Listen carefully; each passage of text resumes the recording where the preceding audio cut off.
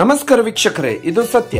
February 6, 2025ರಂದು ಅಮೆರಿಕವು 104 ಭಾರತೀಯ ವಲಸಿಗರನ್ನು military ವಿಮಾನದಲ್ಲಿ ವಾಪಸ್ ಕಳುಹಿಸಿತು. ಇಡೀ 40 ಗಂಟೆಗಳ ಪ್ರಯಾಣದಲ್ಲಿ ಕೈಕೋಳ ಹಾಕಲಾಗಿತ್ತು ಎಂದು ಗಡೀಪಾರು ಮಾಡಿದ ಜನರು ಹೇಳಿದ್ದಾರೆ. ಇದು ಅಧ್ಯಕ್ಷ ಡೊನಾಲ್ಡ್ ಟ್ರಂಪ್ ಅವರ ಅಕ್ರಮ ವಲಸೆಯ ವಿರುದ್ಧದ ಕಠಿಣ ಕ್ರಮಗಳ ಭಾಗವಾಗಿದೆ. ಭಾರತದಲ್ಲಿ ವಿರೋಧ ಪಕ್ಷದ ನಾಯಕರು ಕೋಪಗೊಂಡು ಪ್ರತಿಭಟಿಸಿದರು. ವಲಸಿಗರನ್ನು ಕೆಟ್ಟದ್ದಾಗಿ ನಡೆಸಿಕೊಳ್ಳಲಾಗಿದೆ ಎಂದು ಹೇಳಿದರು. ವಿದೇಶಾಂಗ ಸಚಿವ ಎಸ್ ಜೈಶಂಕರ್ ಅವರು ಗಡೀಪಾರು ಮಾಡಿದವರಿಗೆ ಕೈಕೋಳ ಹಾಕುವುದು ವರ್ಷಗಳಿಂದ ನಡೆಯುತ್ತಿದೆ ಎಂದು ಒಪ್ಪಿಕೊಂಡರು.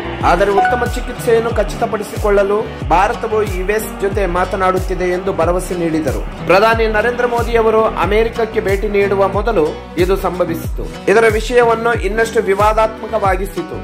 ಅದೇ ಸಮಯದಲ್ಲಿ ಯುಎಸ್ ವಲಸಿಗರನ್ನು ಗ್ವಾಂಟಾನಾಮೊ ಕೊಲ್ಲಿಗೆ ಕಳುಹಿಸಲು ಪ್ರಾರಂಭಿಸಿದೆ. ಇದು ಮಾನವ ಹಕ್ಕುಗಳ ಬಗ್ಗೆ ಹೆಚ್ಚಿನ ಕಾಳಜಿಯನ್ನು ಹೆಚ್ಚಿಸಿದೆ.